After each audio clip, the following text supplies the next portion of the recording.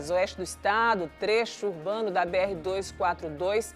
Também trânsito intenso nesse momento, mas fluindo, né? Horário aí de pico, o pessoal saindo do trabalho, indo almoçar em casa, 11 horas e 49 minutos. Olha, uma mulher de 35 anos foi morta com um golpe de faca ao tentar defender o pai durante uma discussão após um jogo de futebol amador em São Gabriel. Esse é o assunto de Luiz Gustavo Ribeiro, que está aqui já posicionado, assim como os outros nossos repórteres. É com você, Luiz. Oi, Bia, muito bom dia para você e a todos que nos acompanham. Pois essa mulher de 35 anos acabou sofrendo esse golpe de faca na tentativa de salvar o pai durante uma discussão que aconteceu em uma partida de futebol amador na zona rural de São Gabriel. A vítima chegou a ser socorrida, mas infelizmente não resistiu aos ferimentos e morreu no Hospital Regional de Irecê. Daqui a pouco nós trazemos todos os detalhes sobre esse assunto bem triste aqui do Bahia Meio Dia. Que caso lamentável, Luiz. Muito obrigada pelas informações. E grave acidente registrado na BR-135, nas proximidades da localidade de Baraú, no assunto de Carlos Augusto. É com você, Carlos. Bom dia. Bom dia, Beatriz. Infelizmente, uma constante nos fins de semana aqui no oeste do estado. Mais um acidente grave registrado aqui nas nossas rodovias. Daqui a pouco a gente conta detalhes desse acidente que aconteceu ontem por volta das 6h30 da tarde. Já tinha escurecido, inclusive com detalhes em relação ao estado de saúde da pessoa que ficou ferida. A gente volta já já. Beatriz. Muito obrigada, Carlos, pelos detalhes. E bombeiros resgatam um trabalhador após uma queda em fosso em Formosa do Rio Preto. Gabriel Pires acompanha esse caso desde cedo. É com você, Gabriel. Ele foi resgatado de uma altura de 8 metros, viu, Bia? Muito bom dia para você e a todos que estão nos acompanhando aqui no Bahia Meio Dia. Esse resgate pelo Corpo de Bombeiros foi realizado ontem, no final da tarde. O trabalhador estava no fosso de um secador de soja na zona rural do município de Formosa do Rio Preto. Ele foi resgatado pelo Corpo de Bombeiros, socorrido pelo SAMU e encaminhado para a unidade de pronto atendimento aqui de Luiz Eduardo Magalhães. Ele teria sofrido lesões na perna e estava com dores no quadril e nas costas. Daqui a pouco eu volto no Bahia Meio Dia contando tudo. É com você. Esse caso que chama a atenção. Obrigada, Gabriel, também pelas informações. E uma cena lamentável, viu? Chamou a atenção em Casa Nova, no norte do estado. Alunos que enfrentam diariamente uma estrada esburacada, cansados da situação, decidiram, por conta própria, tentar tapar os trechos mais críticos da via. Tiago Santos é quem acompanha. É com você, Tiago. Bom dia. Oi, Bia, muito bom dia para você, para os colegas repórteres e para quem nos acompanha aqui no Bahia Meio Dia. Esse registro ele foi feito por um pipeiro, um condutor, né, de um caminhão-pipa que estava passando por essa estrada vicinal, acabou vendo essa cena e fez esse registro. É de fato uma cena lamentável porque os próprios estudantes nesse dia aí tiveram que sair mais cedo, decidiram sair mais cedo de casa para poder ter essa ação de tapar os buracos para amenizar a situação deles. Já já eu volto contando tudo, Bia. E cadê o acesso à educação, né, Tiago? Muito obrigada a você, a Gabriel, a Carlos, a Luiz pelas informações. A gente se vê já já. E ainda hoje, aqui no seu Bahia Meio Dia, uma história curiosa. Um filhote de jiboia foi resgatado após ser encontrado assim, ó, enrolado em um poste de energia na rua 7 de abril, bairro Calumbi, em Ibotirama. Apesar desse susto, ninguém ficou ferido durante essa ocorrência que chama muita atenção. E no esporte, com grande atuação diante da torcida, o Barreiras Futebol Clube aplicou uma goleada de 9-0 em um amistoso no Geraldão. A gente vai contar todos os detalhes dessa grande partida. E olha, depois de horas de viagem pelo Rio São Francisco, um comboio de embarcações viaja pelo Velho Chico, chamando a atenção de quem vive às margens do rio. A movimentação reacende a expectativa pela retomada da navegação em um dos principais rios do país. Comboio Pirapora está descendo o Velho Chico. Você sabe o que quer dizer isso? Pois é. Daqui a pouquinho aqui no Bahia Meio Dia eu vou te trazer informações sobre este comboio que está descendo o São Francisco e trazendo esperança para a nossa região. Já já eu te conto todos os detalhes. Esses são alguns dos assuntos que você confere logo depois do intervalo. Eu vou estar aqui esperando você.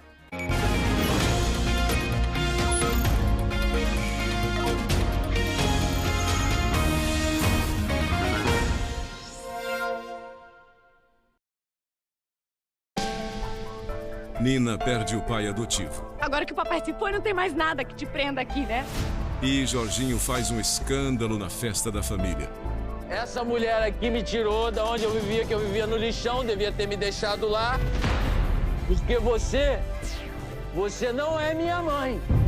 Hoje... Melhor eu te falar logo. Não tô voltando pro Brasil, Hector. Vale a pena ver de novo. Avenida Brasil. Poxa, vai ser um estresse limpar toda essa casa. Ô filhinha, não tem estresse não. É só a gente usar os produtos Dragão. Sujou? Usa Dragão. Usa, filhinha. Achou que não ia melhorar?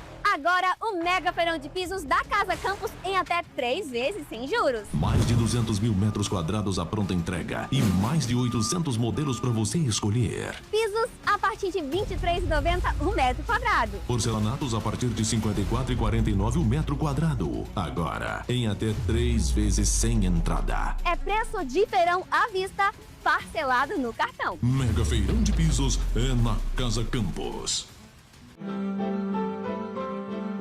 Tela Quente apresenta Cine BBB. Agora vocês são Teresa e Pedro. Mãe e filho. Como você pediu. Eles buscam um recomeço. Só que o passado não ficou para trás. O dinheiro que você roubou tem dono. Foge, Sibeli! Foge! Vai. Hoje, depois do BBB... Me ajuda! Me ajuda! Os Outros. Primeiro episódio da 3ª temporada. Em Tela Quente.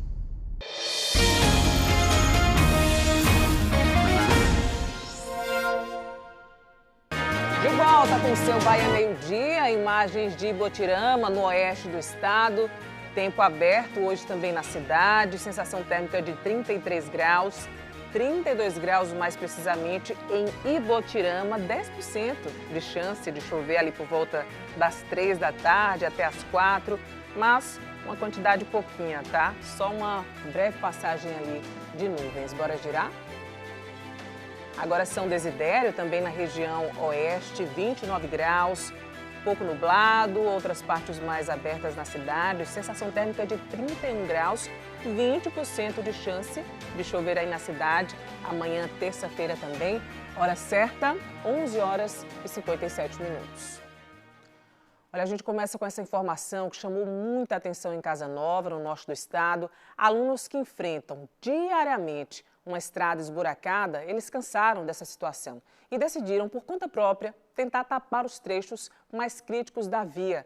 Esse caso repercutiu nas redes sociais, ganhou destaque porque chama muita atenção esses estudantes, né, que têm por direito acesso à educação, mas enfrentando tantos transtornos para chegar, né, Tiago, até a sala de aula. Explica pra gente essa situação lamentável. Bom dia. Pois é, Bia, novamente bom dia para você e para quem nos assiste. Bia, esse registro que a gente vai acompanhar agora aí na nossa tela, na sua tela de casa, foi feito justamente por um pipeiro que estava transitando por essa estrada vicinal que liga as comunidades de Açude da Pedra e Zé Damião, na zona rural da cidade de Casa Nova, e viu justamente essa cena que a gente está vendo aí agora na nossa tela. Um ônibus, né, escolar parado na margem dessa estrada vicinal, os alunos fardados do lado de fora desse ônibus, fazendo justamente um serviço que definitivamente não era para ser feito por eles, né? Eles estão tentando aterrar os buracos dessa via. De acordo com moradores que a nossa equipe de produção entrou em contato para entender o porquê de tudo isso, né, eles falaram para a gente que é uma situação já recorrente, né, eles vivenciam essa realidade todos os dias e justamente por estarem cansados, né, de passar por essa situação, por esses transtornos diariamente, né, cansados de esperar medidas serem feitas e elas não acontecerem, os alunos então tomaram justamente essa iniciativa. De acordo com esses moradores, os alunos teriam saído a bordo desse transporte escolar 40 minutos antes, ou seja, 40 minutos mais cedo, justamente para poder, através dessas pás que eles mesmos levaram, fazer esse serviço para tentar resolver esses buracos nessa estrada, problema inclusive que já existia, mas que foram intensificados após as últimas chuvas. Esse transporte ele é responsável por levar os alunos tanto da rede municipal quanto da rede estadual para a sede e para a zona rural, respectivamente, né? Ainda segundo informações dos moradores que nós conversamos, esses problemas nos buracos são registrados não somente nessa estrada que liga a comunidade de Açude a Zé Damião, como também em outras comunidades da zona rural, prejudicando, claro, a rotina desses estudantes. Por conta dessa situação, procuramos então a Prefeitura de Casa Nova. A Prefeitura de Casa Nova disse o seguinte, Bia, que assim que o período de chuvas for finalizado, deve intensificar os serviços de recuperação das estradas vicinais do município. Disse que os trabalhos não estão parados, mas que está realizando dentro das condições atuais, mas que devido à chuva, há limitação que impede um avanço mais amplo neste momento, segundo a Prefeitura. Disse também que, considerando a grande extensão territorial do município, não tem como realizar todas as intervenções de uma vez só e que está se programando para, quando acabar esse período chuvoso, ampliar, avançar com essas recuperações dessas estradas vicinais na zona rural de Casa Nova. Recebemos também agora há pouco um posicionamento da Secretaria de Educação do Estado, procuramos, porque segundo os moradores esse ônibus é inclusive do governo do Estado. A Secretaria de Educação do Estado da Bahia disse que não orienta nem autoriza a participação de estudantes em qualquer atividade que não seja inserida em processos de aprendizagem e disse inclusive que vai apurar e dialogar com o município sobre as condições em que o transporte escolar tem sido ofertado em Casa Nova e disse também, né, que as fortes chuvas que atingiram a região danificaram diversas estradas e ressaltou que a Prefeitura já está tentando regularizar esses acessos. Então estão aí as respostas da Prefeitura de Casa Nova, da Secretaria de Educação, e a gente torce para que essa situação seja resolvida logo. Bia, volto com você. Obrigada, Tiago, por todas as informações, e a gente fica insatisfeito, né, ainda ao ver essas respostas. As chuvas passaram já tem um tempo, essa é a situação claramente emergencial. O município não possui, né, esse mecanismo para ações emergenciais, a gente fica aqui se perguntando. E é muito triste ver que alunos da zona rural ainda precisam passar por essa situação em pleno século XXI, né? Isso aí era muito comum há alguns anos, mas olha só, a gente fica muito triste em perceber que isso ainda se repete. Eu sou da zona rural, cresci na zona rural, conheço muito bem essas dificuldades. A dificuldade de pessoas que começam ali antes de chegar na sala de aula, né, começam ainda a enfrentar vários obstáculos até chegar à sala de aula. É de partir o coração ver esses alunos com enxadas, tentando melhorar uma estrada para conseguir chegar até a sala de aula e ter acesso a um direito básico, que é a educação. Básico. O que será feito? Na nota foi dito que não é possível resolver todas as questões, porque o município tem uma grande extensão territorial, mas como fica a vida desses estudantes até que isso seja resolvido? A gente vai ficar de olho nessa situação aí dos alunos de Casa Nova, no norte do estado. É bem lamentável. E a gente volta a falar sobre a situação do Santuário Bom Jesus da Lapa. Os responsáveis pelo local afirmam que as grutas não apresentam risco estrutural e seguem abertas à visitação. Essa afirmação veio após a recomendação do Ministério Público para a desapropriação de casas no entorno do morro devido ao risco de queda de rochas em áreas consideradas estáveis. Vamos chamar a Gabriel Pires, que está com esse caso e chega agora para atualizar essas informações para a gente. É com você, Gabriel. Boa tarde. Pois é, viu, Bia? A visitação lá no Santuário do Bom Jesus da Lapa acontece porque foram feitas adequações ao longo dos últimos anos para permitir que visitantes e romeiros continuem a visitar o Morro do Bom Jesus, viu? Boa tarde para você e a todos que estão nos acompanhando aqui no Bahia Meio Dia. Essa informação foi passada pelas equipes do Santuário, da Prefeitura e também do Ministério Público da Bahia. Esse alerta foi lançado, Bia, principalmente porque no final do mês passado o Ministério Público do Estado recomendou a desapropriação de residências que ficam na rua Monsenhor Turíbio Vila Nova, no entorno do Morro do Bom Jesus. Essa Essas desapropriações aconteceriam porque há risco de formações rochosas do Morro do Bom Jesus se desprenderem, caírem sobre as casas e atingir também partes da rua. Por conta disso, o Ministério Público do Estado recomendou que a Prefeitura de Bom Jesus da Lapa fizesse a desapropriação e a retirada de famílias desta via que fica às margens do Morro do Bom Jesus. Porém, dentro do santuário, o Ministério Público da Bahia destaca que não há risco para as pessoas. As pessoas podem sim continuar visitando o morro e o Santuário do Bom Jesus. Um comunicado do santuário assinado pelo reitor afirma que avaliações técnicas foram realizadas por especialistas que indicam que a estrutura interna do morro e das grutas apresentam estabilidade, sem risco generalizado de desprendimento de rochas. O santuário informou ainda que as visitas e celebrações seguem normalmente, seguindo aí protocolos de segurança que são mantidos por toda a equipe do santuário. Por conta disso, a romaria deste ano está confirmada. Mais de 500 mil pessoas devem visitar Bom Jesus da Lapa, que é conhecida como capital baiana da fé. Desde o ano passado, a romaria do Bom Jesus ela é reconhecida pelo governo federal como um patrimônio do Brasil. E a cada ano, diversas pessoas passam por Bom Jesus da Lapa para cumprir as promessas, fazer pedidos, voltar para fazer orações por graças recebidas.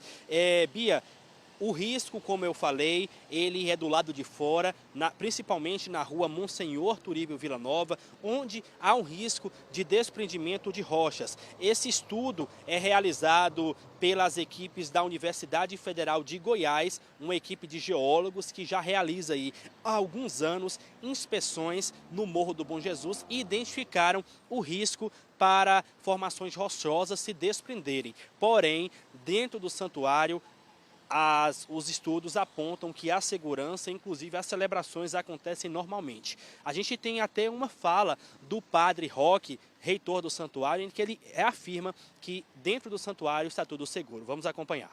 Os acessos de entrada das grutas, de subida ao morro e descida do morro, estão liberados para que as pessoas possam fazer a sua visitação como de costume, seguindo os protocolos de segurança que nós já confirmamos desde os anos anteriores. O laudo técnico que foi publicado pela equipe geotécnica da Universidade Federal de Goiás, apresenta alguns dados, alguns elementos que estão sendo corrigidos no santuário e outros elementos externos que deverão ser corrigidos pelo município. Vale lembrar que o laudo geológico da equipe especializada que veio fazer o serviço no santuário atestou a estabilidade interna das grutas, por isso não há risco de desprendimento. E quanto à parte externa, há alguns problemas pontuais que devem ser corrigidos. E isso compete, portanto, ao município na realização desse procedimento. Mantenha-se firme na fé do Bom Jesus e faça a sua visita ao Santuário do Bom Jesus da Lapa assim que puder. Nós estamos aqui de braços abertos. E o Bom Jesus mais ainda, olha, de braços abertos esperando por você. A Romaria de Bom Jesus da Lapa, como eu falei, é uma das maiores do Brasil, a terceira. Durante o mês de agosto, mais de 500 mil pessoas devem visitar a capital baiana da fé para participar dessa peregrinação lá em Bom Jesus da Lapa. Como o padre falou, a parte interna está toda ok, os perigos são na parte externa. Inclusive hoje, a partir das 14 horas, será realizada uma audiência pública na Câmara de Vereadores em que técnicos, especialistas, equipes da Prefeitura, do Corpo de Bombeiros estarão lá junto com o Ministério Público para também debater a situação dessas famílias que vão ser impactadas diretamente aí pela desapropriação e pela retirada delas da rua Monsenhor Turíbio Vila Nova, que fica às margens do Santuário do Bom Jesus. Bia, eu volto com você. Gabriel, muito obrigada por todas as informações. A gente vai seguir de olho nesse assunto muito importante. E olha, um homem foi preso por porte ilegal de arma de fogo na cidade de Barra. Imagens aí na sua tela. A prisão ocorreu durante patrulhamento da Polícia Militar no bairro residencial Rio Grande. Na busca pessoal foram apreendidos um revólver calibre 38 com munições, como você vê aí na imagem, além de outros materiais. Ele foi conduzido à delegacia de polícia civil, onde foram adotadas as medidas legais cabíveis. A gente volta a falar de acidente grave nas estradas da região oeste. Dessa vez, um grave acidente foi registrado na BR-135, nas proximidades da localidade de Baraúna. O motorista perdeu o controle da direção e colidiu contra a mureta de proteção de uma ponte ali. Carlos Augusto é quem chega agora com mais detalhes de mais um acidente aí nas rodovias, né, Carlos? É com você. Boa tarde. Infelizmente, né, esses acidentes, muitas vezes graves, ocorrem com frequência aqui nas rodovias da região oeste, principalmente no fim de semana, né? Normalmente na segunda-feira a gente sempre traz essas notícias aqui no Bahia Meio-Dia, e dessa vez, né, não foi diferente. Esse acidente grave que aconteceu na BR-135, para quem não conhece o oeste do estado, entre Barreiras e São Desidério, num trecho de aproximadamente 20 quilômetros, o asfalto em boas condições, não tem buracos, mas é uma estrada extremamente sinuosa, tem muitas curvas e exige muito cuidado por parte dos motoristas, principalmente no que diz respeito ao obedecimento, né, da velocidade dos veículos, né? Não dá para exagerar realmente, passar da velocidade de forma nenhuma, porque são curvas frequentes uma em cima da outra e aí os acidentes acabam acontecendo. Esse homem tem 42 anos de idade, ele ficou ferido, infelizmente, depois de se acidentar por volta das 6h30 da tarde, na BR-135, então, nesta localidade que é conhecida como Baraúna. É um povoado que fica entre Barreiras e São Desidério. Segundo as informações, né, que nós conseguimos levantar, esse motorista seguia de Barreiras com destino a São Desidério. Ele, de fato, perdeu o controle do veículo, bateu numa mureta de uma ponte, capotou e acabou saindo da BR. O carro foi parar no meio de um matagal que fica às margens da rodovia. No momento do acidente, chovia forte e isso pode ter ocasionado, então, colaborado para que a ocorrência acontecesse. Foi por volta das 6h30 da tarde, mas já tinha anoitecido. A pista ficou interditada por mais ou menos 50 minutos pelo pessoal da PRF e chegou a se levantar a hipótese de que uma segunda pessoa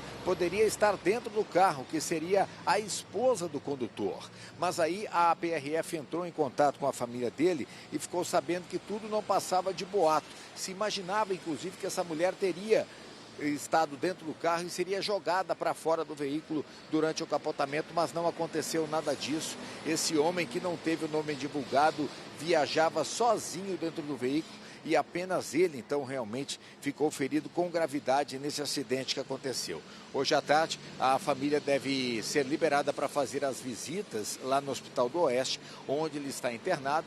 E eles vão ter, então, o primeiro contato com a equipe médica que está cuidando desse motorista que, infelizmente, se feriu com gravidade nesse acidente ontem à tarde. Qualquer novidade em relação a isso, a gente traz aqui nos nossos telejornais da Rede Bahia. Beatriz, a gente volta já já aqui do oeste do estado. Agora é com você. Muito obrigada, Carlos, por todas as informações. As imagens impressionam. Enquanto você falava e a gente acompanhava o estado que ficou aí esse carro, esse veículo completamente amassado. Essa frequência de acidentes nas estradas da região oeste chama a atenção e deve, claro, servir de alerta aí tanto para condutores, mas também para os órgãos fiscalizadores. O que será feito diante dessa quantidade toda de acidentes nas estradas que cortam o oeste baiano? E ainda falando de acidente, uma viatura da Marinha do Brasil tombou na BA-160 em Bom Jesus da Lapa. Imagem na sua tela mostrando o momento desse capotamento. A ocorrência foi neste final de semana na comunidade das Codornas. O veículo transportava um jet ski em reboque e tombou após o condutor perder o controle do veículo. Os ocupantes tiveram apenas ferimentos leves, ainda bem, foram socorridos por populares e encaminhados para a UPA. E no norte do estado, um homem foi preso suspeito de tráfico de drogas na rua Joana Angélica, na sede de Paulo Afonso. Os policiais receberam uma denúncia sobre tráfico de drogas na localidade. Durante a ação, foram apreendidos, como você vê na sua tela, entorpecentes, uma balança de precisão, dinheiro em espécie, munições, esse revólver aí também. O suspeito e todo o material apreendido foram encaminhados para a Delegacia de Polícia Civil de Paulo Afonso. Os corpos de 2 homens foram encontrados na zona rural de Orolândia neste final de semana. As vítimas apresentavam ferimentos por disparos de arma de fogo. Mais um assunto de Luiz Gustavo Ribeiro, que chega ao vivo aqui novamente com as informações desse caso chocante também no interior do estado, né, Luiz? É com você. Oi, Bia, isso mesmo. Os corpos dessas vítimas foram encontrados em uma estrada na região da comunidade do assentamento Santa Luzia, que fica na zona rural de Orolândia. Segundo informações da Polícia Civil, as 2 vítimas são 2 homens. Eles foram identificados pela polícia como Josenilson da Silva Ângelo, de 34 anos de idade, e também Reinande Jesus Melo, de 42 anos de idade. A Polícia Militar foi acionada inicialmente para averiguar a situação. Segundo informações da polícia, eles receberam a informação que existiam 2 pessoas caídas nessa estrada. A polícia foi até o local e quando os policiais chegaram no local indicado, já encontraram esses 2 homens sem vida. A polícia informou que esses homens estavam com ferimentos que teriam sido provocados por disparos de arma de fogo. O Departamento de Polícia Técnica foi acionado, os corpos desses homens foram encaminhados para o IML daqui de Jacobina e já foram liberados para os familiares durante o fim de semana. A Polícia Militar informou que intensificou o policiamento na região da zona rural de Orolândia, mas que não conseguiu encontrar nenhum suspeito desse crime, ou seja, nenhuma pessoa foi presa até o momento em relação a esse caso. Esse caso está sendo investigado pela Polícia Civil. Segundo a Polícia Civil, esse caso foi caracterizado inicialmente como duplo homicídio. Essas 2 vítimas eram naturais daqui de Jacobina e essa apuração desse caso está sendo feita pela Delegacia Territorial daqui de Jacobina. A Polícia Civil informou que ainda não há detalhes sobre as circunstâncias desse crime e também que trabalha para esclarecer os fatos dessa situação, o que pode ter motivado a morte desses 2 homens, e também trabalha para identificar a autoria da morte desses homens, né, que seriam as pessoas responsáveis por ter atirado nesses homens. A Polícia Civil informou que já começou a fazer diligências também aqui na região e que também já começou a ouvir testemunhas sobre esse caso, mas que até o momento é um caso que ainda não tem muitas informações. Então a Polícia Civil, a Delegacia Territorial daqui de Jacobina, trabalha para identificar esse caso, né, identificar a autoria, a motivação e também esclarecer esse crime, identificar se esses homens morreram nessa estrada ou se os corpos foram deixados neste local, viu, Bia? Então é um caso que segue sendo apurado agora com a Polícia Civil. Volto contigo no estúdio. Muito obrigada, Luiz, por todos os detalhes. Impressionante a quantidade, né, o crescimento, na verdade, da criminalidade no nosso interior. Abraço para você, Luiz. E olha, na volta do intervalo, você acompanha as informações do resgate de um trabalhador que caiu em um fosso de cerca de 8 metros em uma unidade agrícola na zona rural de Formosa do Rio Preto. O seu Bahia Meio Dia volta já.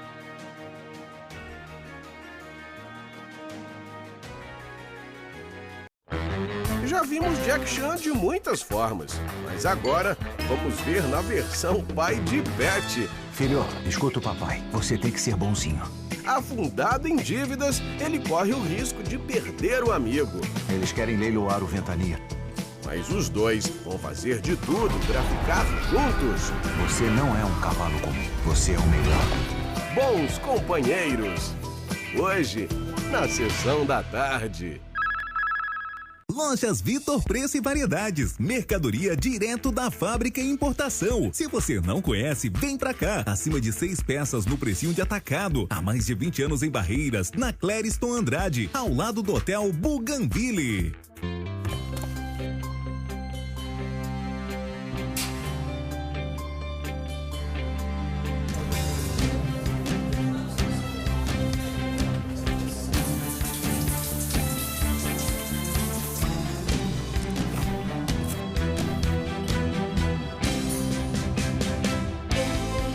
A Neoenergia é a empresa que mais investe no setor elétrico no Brasil. Isso é fazer mais por você.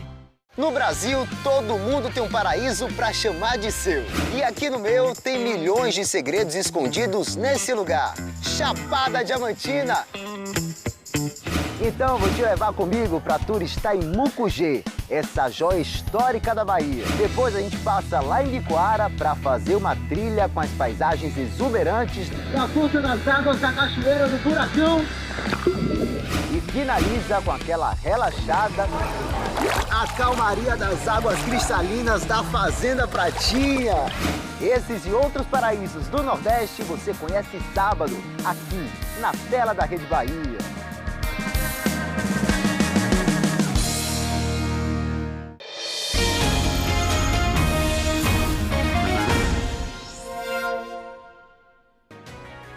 Meio-dia e 19 minutos, de volta com o seu Bahia Meio-Dia. Imagens de Luiz Eduardo Magalhães, no oeste do estado, Avenida Brasília, bem tranquila nesse horário. Hoje fazendo aí 28 graus em Luiz Eduardo Magalhães, sensação térmica de 30. Tempo ali aberto, algumas nuvens também, 20% de chance de chover hoje. Será que chove em Luiz Eduardo Magalhães? Bora girar. Conferindo novamente o trânsito na ponte Presidente Dutra, que liga Juazeiro a Petrolina e Pernambuco. Nesse horário, olha, meio-dia e 20, já fica mais complicado para quem sai da cidade pernambucana para a nossa Bahia. O inverso quase sempre bem tranquilo, 31 graus hoje em Juazeiro, 20% de chance de chover um pouquinho. Será que chove em Juá? Meio-dia e 20 minutos. Olha, um caso agora muito triste, viu? Uma professora foi morta a facadas ao tentar defender o pai durante uma discussão após um jogo de futebol amador na cidade de São Gabriel. Luiz Gustavo Ribeiro volta para falar agora desse caso, um crime chocante aí na região, né, Luiz? É com você. Oi, Bia. Pois é, um caso bem chocante. Nessa ocasião, a professora tentava defender o pai após uma discussão que aconteceu durante uma partida de futebol amador. Esse caso aconteceu no povoado de Baixão dos Honoratos, que fica na zona rural de São Gabriel. Aconteceu no fim da tarde de ontem. Segundo informações da polícia, essa vítima foi identificada como Bárbara Pereira de Souza, de 35 anos. A Bárbara ela foi atingida com golpes de faca após uma discussão que aconteceu logo no fim dessa partida, desse campeonato de futebol amador. Segundo informações da Polícia Civil, a Bárbara estava com o marido dela e o pai dela assistindo essa partida, no momento em que houve uma discussão entre o pai da Bárbara e o suspeito desse crime. Eles estavam torcendo, acompanhando esse jogo próximo ao campo, e aí houve essa discussão ainda por motivos desconhecidos. Segundo informações da Polícia Civil, o pai da vítima teria sofrido um soco no rosto, e aí ele revidou em seguida e ambos entraram em luta corporal. Populares conseguiram conter inicialmente essa situação, mas o suspeito ameaçou o pai da Bárbara de morte. Ele teria ido até a residência dele, pegou uma faca e se armou, segundo os relatos que foram repassados pela Polícia Civil. Ao tomar conhecimento do fato, o pai da Bárbara foi tirar satisfação desse suspeito. Aconteceu uma nova discussão e aí durante essa abordagem esse suspeito acabou desferindo golpes de faca que atingiram a Bárbara, que tentava impedir essa discussão, tentava proteger o pai nessa situação. A Bárbara chegou a ser socorrida enquanto ela tentava socorrer o pai. Ela foi encaminhada para o Hospital Regional de Irecê, mas infelizmente ela não resistiu aos ferimentos e morreu. A Polícia Militar informou que esse suspeito foi identificado, esse homem já foi preso pela polícia e também já foi apresentado à delegacia. A partir de agora ele segue à disposição da Justiça. O caso é investigado pela Polícia Civil como homicídio doloso. Bárbara era professora da rede municipal de São Gabriel. A Prefeitura de São Gabriel, inclusive, emitiu uma nota de pesar sobre a morte da Bárbara. Segundo informações da comunidade, a Bárbara era uma professora muito querida e esse caso acabou chocando bastante os moradores dessa região. Então a Bárbara acabou sendo vítima desses golpes de faca justamente após tentar defender o pai dela em meio a toda essa confusão. Inicialmente uma discussão inicial que aconteceu com o pai dela e esse suspeito. Depois disso, esse suspeito teria ido para casa, pegado uma faca, aí ameaçou o pai da Bárbara de morte e aí esse homem acabou tentando tirar satisfação, mas houve uma nova discussão. Infelizmente, a Bárbara acabou sendo atingida por esses golpes de faca. Agora esse caso segue sendo investigado pela polícia, que tenta esclarecer o crime, viu, Bia? Volto contigo. Ô Luiz, muito obrigada pelas informações. Enquanto a gente vê a foto de Bárbara, não tem como, né, não se revoltar com um caso como esse. Até que ponto vai a intolerância das pessoas, ao ponto, inclusive, de não conseguir dialogar tranquilamente por qualquer que seja o assunto. Futebol, política, geralmente deixam os ânimos aí bem agitados, mas a gente tem que sempre respirar e buscar o melhor caminho, que é o diálogo. E quando não há possibilidade de diálogo, a gente sai daquele meio, porque senão, olha aí aonde o ser humano pode chegar. Muito lamentável esse caso, nossos sentimentos aos familiares de Bárbara e que a justiça seja aí feita da melhor maneira possível, para que casos como esse não voltem a acontecer. A resposta precisa ser rápida. E 2 homicídios foram registrados em Barreiras, no oeste da Bahia. As ocorrências aconteceram em pontos distintos da cidade, estão sendo investigados pela Polícia Civil. Em um dos casos, a vítima, ainda não identificada, foi morta a pedradas. É um absurdo, né, o ponto que o ser humano pode chegar na violência. Até o momento não há informações sobre a autoria nem sobre a motivação desse crime bárbaro. Ainda em Barreiras, outro homicídio foi registrado no povoado de Rio de Pedras, na zona rural do município. Um homem de 40 anos foi encontrado morto dentro de uma casa de bombas, com um ferimento na região das costas, possivelmente causado por arma branca. A vítima foi identificada como Gilmar Pereira de Souza, morador do bairro Loteamento São Sebastião. A Polícia Civil investiga esses 2 casos. Nossos sentimentos aí aos familiares. E uma família, minha gente, de acompanhamento da Polícia Rodoviária Federal, retornou para casa no município de Mansidão. Durante uma abordagem na BR-242, em Barreiras, a PRF parou um veículo conduzido por uma motorista sem habilitação. No automóvel, 4 crianças viajavam no banco traseiro. Vamos voltar para Barreiras agora com o Carlos Augusto, que atualiza mais uma situação envolvendo trânsito, envolvendo veículos. Nesse caso, bem complicado também, né, Carlos? Sem habilitação. É com você. Isso, Beatriz, e conforme a lei de trânsito, né, aqui no nosso país, dirigir sem habilitação é completamente proibido, é uma infração gravíssima, né? Se for flagrada, a pessoa pode inclusive ter o veículo recolhido, né, ao pátio da Polícia Rodoviária Federal ou dos órgãos competentes, né? Então, completamente fora de contexto essa realidade que aconteceu aqui no Oeste. Eu estou em frente exatamente ao posto 1010 da Polícia Rodoviária Federal, né? Fica na saída de Barreiras para Luiz Eduardo Magalhães, dando inclusive uma pincelada em relação ao tempo. A gente tem uma tarde de sol e de calor. Choveu ontem no comecinho da noite, mas hoje o dia está bem bonito aqui no Oeste. Beatriz, o que aconteceu, hein? Esse caso começou durante uma abordagem que foi feita pela Polícia Rodoviária Federal. Foi na BR-242, por volta de 13h30 da madrugada. Imagina, em plena madrugada, quando foi constatado pelos policiais rodoviários federais que abordaram esse veículo, que a motorista dele não tinha a carteira de habilitação.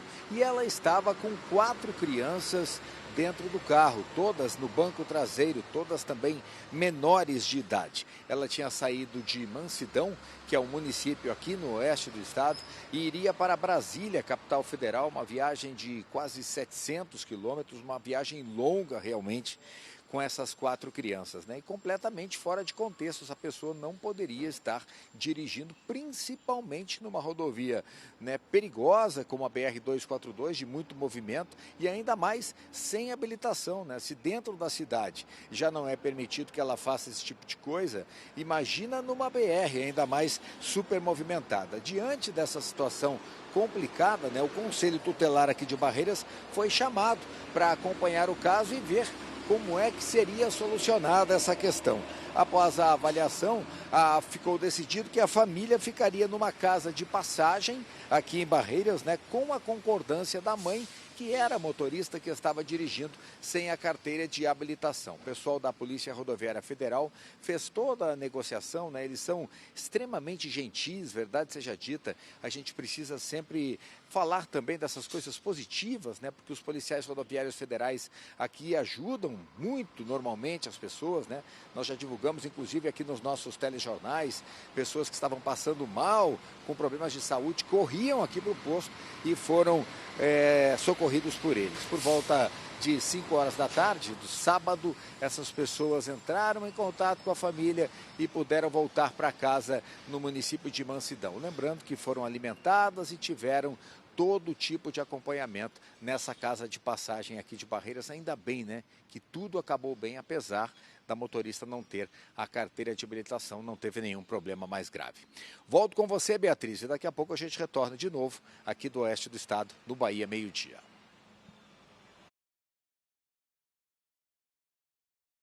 Minha gente, a regra é clara, básica, não é habilitado, não dirige, você está colocando a sua vida em perigo e a dos outros também, que trafegam ali pela via. E nesse caso ainda ali a vida de 4 crianças que vinham no banco traseiro. É lamentável que a gente ainda veja casos como esse, que sirva aí de conscientização para toda a população. Agora, olha que caso curioso. Um filhote de jiboia foi resgatado após ser encontrado enrolado em um poste de energia na rua 7 de Abril, bairro Calumbi, cidade de Ibotirama, no oeste do estado. Olha ali, dentro ali da fiação. Segundo moradores, o animal permaneceu nesse local por pelo menos um dia, chamando a atenção de quem passava pela região, correndo perigo também tanto o animal, né, quanto a população no entorno. O resgate foi realizado de forma, inclusive, voluntária por um eletricista, parabenizar, inclusive, esse eletricista que tinha a técnica ali necessária para atuar nesse momento. Ele conseguiu retirar o filhote com segurança e aí, após a remoção, também teve o cuidado de colocar o animal em uma caixa e devolver à natureza em um local adequado. Apesar desse susto, ninguém ficou ferido durante a ocorrência e parabenizar mais uma vez esse eletricista. Ele tinha as técnicas corretas, né? Ele sabia como agir nesse momento, mas não é aconselhável que as pessoas tomem aí a iniciativa num momento como esse, né? Ao se deparar com uma situação como essa. Mas nesse caso, ele tinha as técnicas necessárias. E um trabalhador caiu de um fosso de cerca de 8 metros em uma unidade agrícola na zona rural de Formosa do Rio Preto. Um caso que chama muito a atenção. Gabriel Pires está acompanhando desde cedo e chega agora com os detalhes. Como é que ele está nesse momento? Gabriel, tem atualização desse caso? Boa tarde. A última notícia que a gente teve do estado de saúde dele era que ele tinha sido trazido para a UPA aqui de Luiz Eduardo Magalhães, apresentava lesões nas pernas e também tinha dores aí nas costas e no quadril, viu, Bia? Mais uma vez, boa tarde para você e a todos que estão nos acompanhando no Bahia Meio-Dia. Esse trabalhador foi resgatado ontem, no final da tarde, pelas equipes do Corpo de Bombeiros. O resgate aconteceu após ele ter caído aí de uma altura de cerca de 8 metros em um fosso de um secador de soja no município de Formosa do Rio Preto, aqui no oeste baiano. A primeira equipe que chegou ao local foi do SAMU, que não conseguiu ter acesso ao local onde esse trabalhador estava. A partir disso, o Corpo de Bombeiros foi acionado, as equipes do 17º Batalhão do Corpo de Bombeiros foram acionadas, se dirigiram até o local, conseguiram então acessar o local onde esse trabalhador estava. Ao descerem essa parte do fosso e conversarem com esse trabalhador, foi possível identificar que ele estava consciente, conversando. As equipes do Corpo de Bombeiros constataram ainda no local que ele tinha lesões na perna e também dores na região do quadril e na coluna. As equipes do Corpo de Bombeiros conseguiram estabilizar esse trabalhador, fizeram o içamento, conseguiram aí passar ele para as equipes do SAMU. O SAMU aqui de Luiz Eduardo Magalhães trouxe esse homem para a unidade de pronto atendimento aqui do município, onde ele foi atendido. As informações que nós temos, a última informação que nós recebemos é que esse trabalhador teria sofrido aí fraturas nas 2 pernas e também apresentava dores na região do quadril e também na coluna. Felizmente, esse trabalhador conseguiu aí ser resgatado, foi levado para a rede hospitalar aqui da região, está sob os cuidados das equipes da unidade de pronto atendimento aqui de Luiz Eduardo Magalhães. Esse trabalhador que foi resgatado ontem, no final da tarde, por volta das 17 horas, em um fosso de secador de soja, após ele ter sofrido uma queda de aproximadamente 8 metros. Nós solicitamos ao Ministério Público do Trabalho uma nota sobre esse resgate, sobre a situação desse trabalhador. O MPT afirmou a gente que o caso vai ser autuado aí como notícia de fato para apuração de eventuais responsabilidades. Nós também solicitamos às equipes da cooperativa Coproeste que local onde, segundo o Corpo de Bombeiros, esse trabalhador estava, mas até o momento não obtivemos retornos para entender se esse trabalhador estava utilizando o EPI e cumprindo aí todas as normas trabalhistas. Bia, é contigo. Obrigada, Gabriel, por todas as informações. Um caso que chama a atenção, por sorte, ele está bem. E a seguir, campanha Registre-se segue oferecendo atendimento gratuito para emissão de documentação civil em Juazeiro. A campanha também acontece em Luiz Eduardo Magalhães e outras cidades. O seu Bahia Meio Dia volta já com mais informações. O mundo parou para assistir ao Oscar. Agora é a vez do Oeste Baiano aplaudir seus grandes destaques. Destaques do ano Acelém 2026, um prêmio que celebra empresas e personalidades que fazem a diferença no Oeste Baiano. Dia 25 de abril, no Território Hall, em Luiz Eduardo Magalhães. Reserve o seu lugar entre os melhores e faça parte deste grande momento. Destaques do ano Acelém, o prêmio da credibilidade. Realização Acelém. Para que dois elementos se encontrem, é preciso um movimento que os leve à mesma direção. E a partir daí, surgem novas possibilidades. Somos esse movimento que conecta as pessoas com o mundo digital através da educação midiática. E assim, transformamos o mundo. É no Futura que a gente se encontra. O SESI São Paulo te encontra no Futura.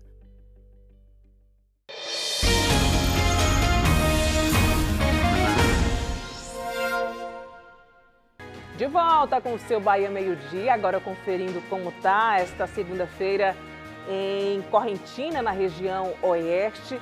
Tempo aberto também na cidade do Oeste Baiano, rio que leva o mesmo nome da cidade, passando ali também nesse ponto privilegiado de Correntina, é a beleza aí do nosso interior baiano. Agora conferindo outro ângulo de Luiz Eduardo Magalhães, cidade que dá muito orgulho aí para a nossa Bahia, projeta a nossa economia, eleva a nossa economia, apesar de tão jovem, já se destaca tanto. Ali ao fundo a gente consegue inclusive ver áreas de plantação, cidade plana, reta ali ao fundo. Bora conferir mais alguns pontos do nosso interior. Bom Jesus da Lapa, essa imagem que sempre nos inspira muita fé nesse horário do almoço aqui no seu Bahia Meio Dia. A gente sabe, são muitas informações difíceis de serem digeridas, mas é a realidade. A realidade a gente também precisa ficar a par do que está acontecendo. Novamente Juazeiro, Ponte Presidente Dutra, bem movimentada nesse momento, a altura ali da Ilha do Fogo, então, nem se fala, um pouco ali parado aquele trecho. Quem sai de Juazeiro para Pernambuco já encontra mais fluidez no trânsito. Hora certa, 12h38. Olha, há mais de uma década, o Rio São Francisco não recebe uma rota comercial de grande porte. Mas essa realidade pode começar a mudar, viu? Depois de uma longa viagem pelo Velho Chico, um comboio de embarcações vem chamando a atenção por onde passa. Isso porque está em andamento o processo de balizamento do rio, uma operação de limpeza e sinalização que vai abrir caminho para a circulação de outras embarcações. Vamos ver na reportagem de Aline Miranda e Antônio Carlos. Depois de horas de viagem pelo Rio São Francisco, o comboio de embarcações começa a surgir no horizonte de Botirama.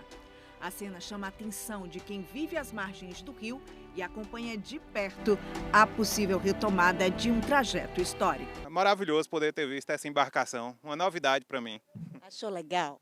Sim, achei bastante, né? Não é comum ver, né? Então é enorme assim e um transporte de grande carga, né? Desde a década de 80 que encerrou-se a navegação fluvial, né? Que era os vapor Benjamin Constante, Venceslau Braz, então essa geração aí de vapor, né? Acabou devido à não viabilidade do rio, o assoreamento do rio, e aí É uma grande honra ver novamente esse espetáculo, né? Por onde passa, o comboio desperta curiosidade e expectativa. Para quem vive às margens do rio, a movimentação reacende a esperança de dias mais movimentados na hidrovia. Débora também espera que esse trajeto volte a ser navegável, como está previsto no projeto. É algo que vai trazer talvez mais pessoas para estar... Eu mesma teria muita vontade de estar navegando aí, conhecendo outros lugares pelo rio, né? É bem interessante. O comboio Pirapora saiu de Pirapora, Minas Gerais, no dia 2 de abril, com uma previsão no total de 15 dias de viagem até o destino final, que será em Juazeiro, na Bahia. E por acaso você achou que eu ia perder a oportunidade de conhecer esse comboio de perto, que está trazendo a história para o Velho Chico? Não vamos perder, não. Por isso eu te convido a vir junto comigo conhecer um pouquinho sobre essa embarcação. O comboio é formado por uma barca, uma chata de suporte, uma draga essencial para a retirada de sedimentos do rio e o barco-hotel Cidade Pirapora, que conta com 28 camarotes. Mas, inicialmente, esse barco ainda não está em condições de transportar passageiros. Por isso, vai passar por uma grande reforma ao chegar em Juazeiro. Nesse momento, a gente está conduzindo ela para levar ela para a reforma. Para reformar ela, para ela começar a fazer o balizamento. O balizamento são sinalização de terra e sinalização aquática e destruição do fundo do rio. Além da tripulação, militares acompanham o trajeto, monitorando as condições do rio e garantindo a segurança da navegação, especialmente nas áreas mais críticas. Nós estamos acompanhando o comboio de Carinhanha, onde já entrou na área de jurisdição da Bahia e vai até Xique-Xique. Essa tripulação está em uma missão muito importante, que é o balizamento do rio. Ou seja, eles estão trabalhando na retirada de sedimentos e apontando os locais com necessidade de sinalização da hidrovia, para que outros barcos de porte grande possam voltar a circular pelo nosso Velho Chico. Cremos que agora com essa nova gestão, as empresas que estão para trabalhar nessa localidade, elas têm essa intenção, né? Justamente aqui nós estamos carregando boias que futuramente farão um balizamento no Rio São Francisco, isso permitindo que outras embarcações desse porte possam navegar. A operação, coordenada pela Companhia das Docas do Estado da Bahia, em parceria com a Marinha do Brasil, marca um passo importante para a retomada da navegação comercial do Velho Chico. Para entender a dimensão desse percurso, a gente preparou um mapa com as principais cidades ao longo da hidrovia do São Francisco.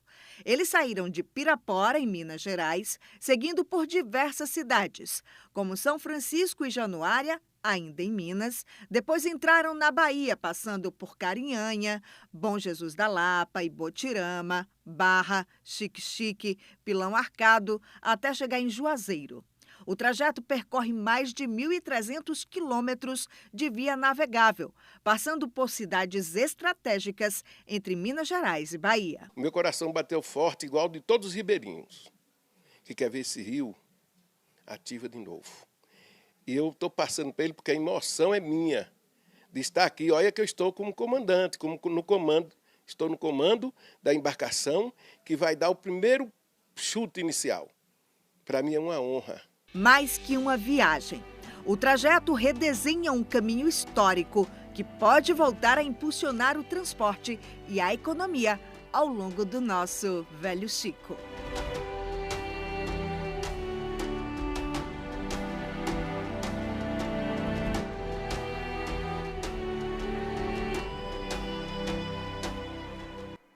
Ah, que emocionante. Parabenizar a Aline Miranda e Antônio Carlos pela reportagem, que fala bonita do comandante, né? Como não se emocionar sendo ribeirinho. Eu lembro de quando criança, ainda na zona rural, vi meu avô, seu Miguel, contar tantas histórias dessas viagens que duravam dias, né? E que isso possa voltar a ser uma realidade, porque é nossa história, é nossa vida, né? A nossa vida depende diretamente do rio. Agora a gente chama a atenção para um dado preocupante, tá? Quase 30 mil moradores de Juazeiro, no norte do estado, não possuem nenhum tipo de documento. E aí, para mudar esse cenário, uma campanha tem oferecido a emissão gratuita de certidões e serviços essenciais. Bora para lá com o Tiago Santos, que acompanha a ação e traz as informações para a gente. É com você, Tiago. Pois é, Bia, um dado inclusive que é preocupante. Esse índice aí de cerca de 30 mil pessoas corresponde basicamente a 10% da população juazeirense, quase 10%. Então é de fato uma situação preocupante, é uma demanda realmente muito grande. A gente percebe aqui, por exemplo, na sala do cartório, muita gente que está aguardando atendimento e esse movimento ele está intenso desde o início da manhã. Eu e o cinegrafista Sandro Ribeiro viemos mais cedo por aqui, acompanhando tudo de perto. Ali é o pessoal esperando o atendimento e nessa sala aqui acontecem justamente os atendimentos. O pessoal está desde 8 horas da manhã, não para almoço e é uma campanha que segue aí durante a semana. Eu vou conversar agora com a Eloá. Eloá, quais são os documentos... Eloane. Quais são os documentos que vocês estão emitindo aqui nessa ação que acontece durante essa semana? Boa tarde. Boa tarde, Tiago. Boa tarde a todos. Então, a gente está com a emissão de nascimento e casamento, segundo as vias. Quem pode ter acesso? Qualquer pessoa? Como é que funciona? Qualquer pessoa. Desde que esteja precisando, a gente está aqui justamente para atender. Elô, qual a importância de ter a segunda via? Vocês percebem que realmente as pessoas não dão a devida atenção? Tem muita gente que não tem, que não preserva, enfim. O que é que vocês já conseguiram avaliar, já que esse mesmo mutirão, essa mesma ação estava sendo realizada nos CRAS aqui de Juazeiro? É de suma importância, tá, Tiago? Hoje a gente tem um déficit imenso de pessoas que têm a necessidade de ter uma segunda via de certidão e muitas vezes por não ter condições não consegue tirar. Então essa campanha visa de fato abranger a população, mas também pessoas que têm vulnerabilidade social, tá? E aqui a gente está para cada vez mais abranger esse serviço de uma forma unificada, que hoje a gente está em parceria juntamente com o SAC, com a Secretaria de Saúde, justamente para abranger e cada vez mais ofertar à população que necessita. A importância é cada vez mais para que possam solicitar essas certidões, para que tenha existência e validação para o governo. Perfeito. Como eu falei, Bia, é uma movimentação muito grande. Obrigado, viu, Elô? Uma movimentação muito grande desde o início da manhã, que o pessoal passa pelo procedimento necessário, tá, Bia, para poder emitir a segunda via da certidão de nascimento, da certidão de casamento, também certidão de óbito. Aqui também é possível, quem vai passar por esse procedimento precisa também, talvez, aí, se for necessário, emitir a nova carteira de identidade. Então o pessoal do SAC também está aqui realizando esse serviço. O atendimento funciona até a sexta-feira, é uma campanha nacional, acontece em todo o país. Aí na sua cidade você procura seu cartório, o cartório onde está acontecendo esse atendimento totalmente gratuito. É realmente uma ação importante, Bia, porque você não ter a sua segunda via pode trazer alguns prejuízos, tanto a primeira quanto a segunda. Alguns prejuízos no que diz respeito ao acesso a direitos básicos, a serviços de saúde. Então é uma campanha realmente extremamente necessária, porque tem muita gente que está precisando do serviço. Volto com você no estúdio. É isso aí, Tiago. Muito obrigada por todas as informações. E agora, as notícias do futebol com Danilo Ribeiro. Acompanhe.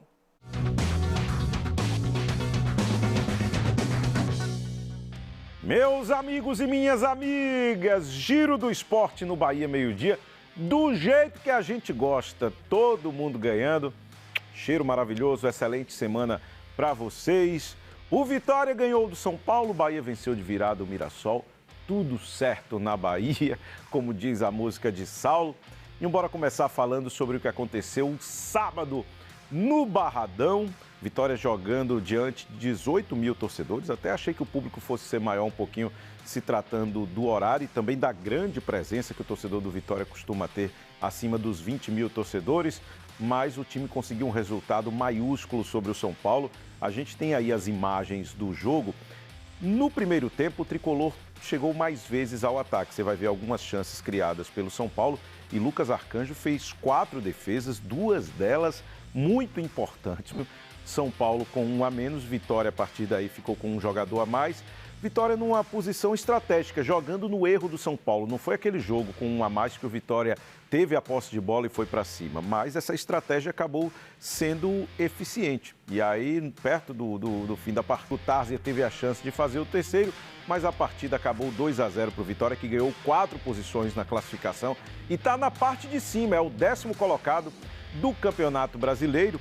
E falando agora do que aconteceu em Mirassol, no estádio Maião, o Bahia foi enfrentar o lanterna do campeonato. O Bahia não fez um bom primeiro tempo, deu muito espaço para o time adversário, que saiu na frente nesse gol contra aí de David Duarte, como vocês podem observar. No segundo tempo, Rogério Ceni ajeitou o time, trouxe Azevedo para o meio de campo, colocou Gilberto na lateral, tirou Caio Alexandre.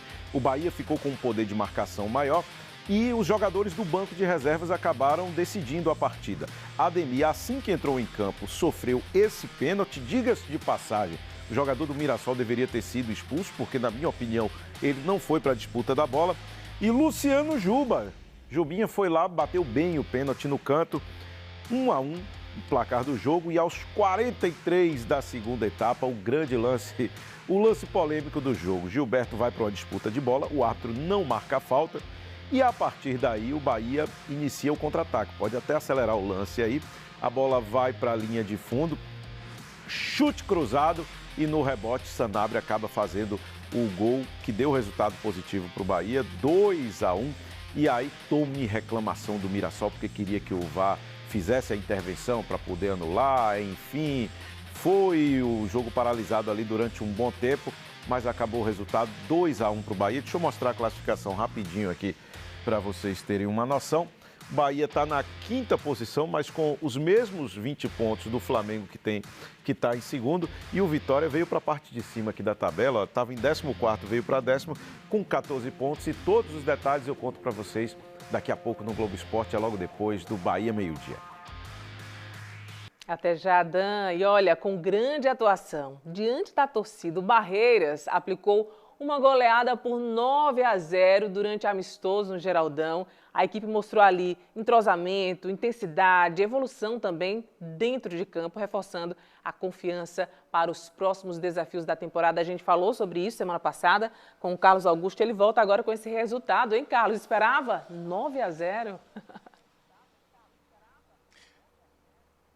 É difícil acreditar, né, Beatriz? Um placar tão elástico assim sobre um adversário que tem, sim, critérios, né? Tem bom futebol, mas olha, sucumbiu diante do Barreiras. Na verdade, esse time que veio jogar contra o Barreiras ontem é o São José, lá de Ibotirama. Ele foi reforçado por jogadores de outras equipes e eles formaram uma espécie de uma seleção ibotiramense que jogou ontem à tarde aqui no Estádio Municipal Geraldão, onde nós estamos ao vivo agora, estádio vazio, né?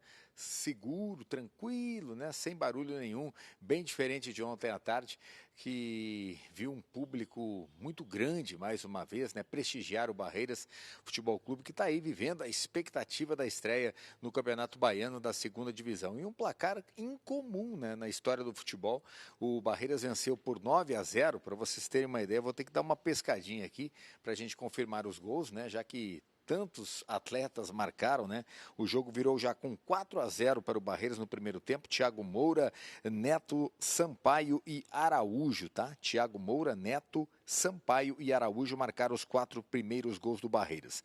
E na etapa final, aí o Felipe Soares, que é o técnico do Barreiras, mexeu bastante na equipe, né? Fez várias alterações e o Barreiras jogou ainda melhor. Fez mais 5 gols no segundo tempo. Lucas Alisson, Lelo, Felipe Araújo, Bruninho e o Pelezinho, né? Que já está virando uma espécie de xodó da torcida, completaram o placar, né? Uma vitória elástica, 9-0 para o time do Barreiras Futebol Clube. Foi o segundo amistoso preparatório antes da estreia no Campeonato Baiano da 2ª Divisão. Lembrando que Barreiras ganhou, né, o primeiro amistoso também aqui no Geraldão, foi 2-1 sobre a seleção de Santa Rita de Cássia, e foi um placar bem mais apertado, um jogo bem mais duro. Ontem contra o São José e o selecionado ibotiramense, então 9-0, e tem mais um amistoso para ser feito ainda.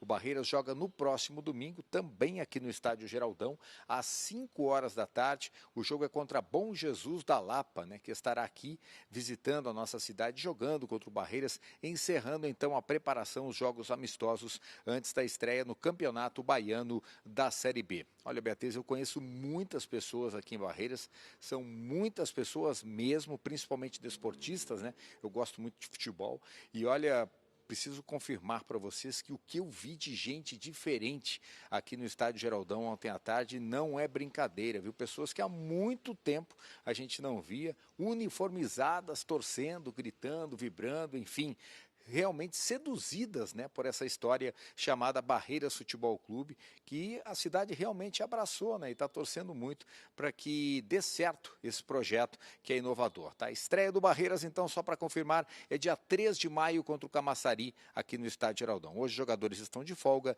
se representam amanhã para mais uma semana de trabalhos. Beatriz, falamos ao vivo aqui do oeste do estado, mais uma vez. Muito obrigada, Carlos, pelas informações. É isso aí, depois de uma goleada dessa, vai para a próxima com muito gás. Obrigada, Carlos.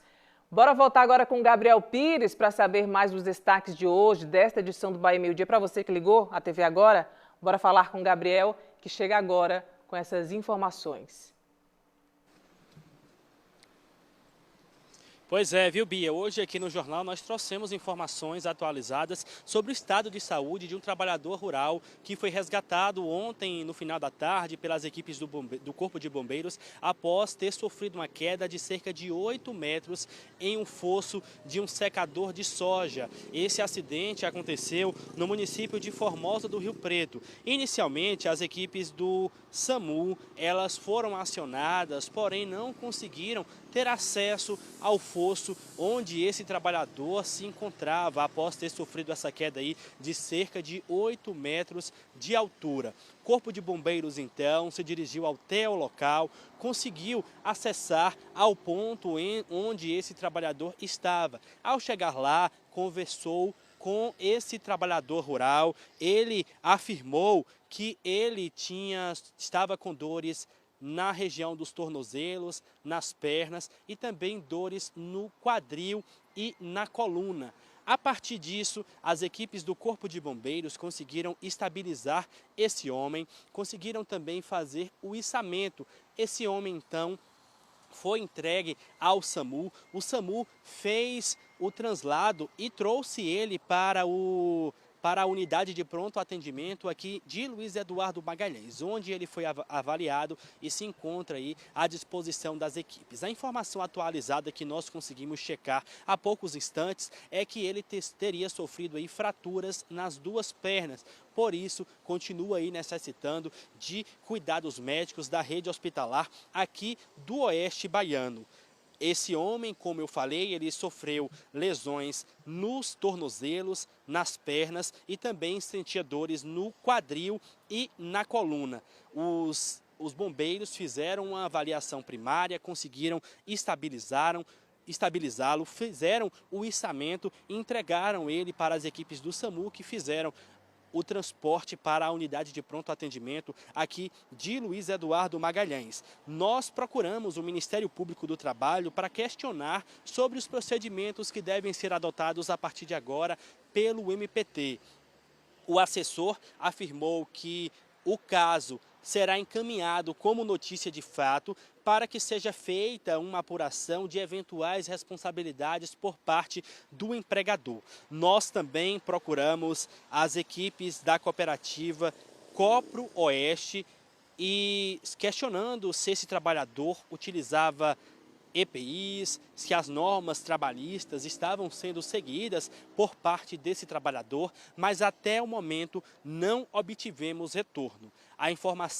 A última informação que nós tivemos é que esse trabalhador tinha sofrido aí fraturas nas duas pernas, estava sendo acompanhado pelas equipes da UPA aqui de Luiz Eduardo Magalhães e por toda a equipe da rede hospitalar aqui do Oeste Baiano. Bia, eu volto com você. Muito obrigada, Gabriel, por relembrar aí esse destaque para quem chegou agora aqui já no finalzinho do Bahia Meio Dia. E olha, antes de encerrar esta edição, lembrar você das inscrições para a 22ª Corrida Tiradentes, em Juazeiro, voltada para crianças e adolescentes também, seguem abertas até a próxima quarta-feira. A participação é mediante doação de 2 quilos de alimento não perecível e a prova vai acontecer no dia 21 de abril, no bairro Santo Antônio, com categorias de 7 a 14 anos e também para PCD. A entrega dos kits será no dia 20 de abril. Você aí que tem criança em casa, leva para incentivar a prática do esporte desde cedo. Essa é uma ótima oportunidade. E é assim que a gente vai encerrando esta edição do Bahia Meio Dia, agradecendo a sua presença, a sua companhia, a sua confiança também no nosso trabalho. As reportagens você pode rever, claro, no Globoplay. E a gente volta a se encontrar amanhã, no mesmo horário de sempre, tá? Às 11h45, aqui nas telas das TVs São Francisco e TV Oeste. Eu vou estar aqui aguardando você. Uma ótima semana pra gente, beijo grande e até amanhã.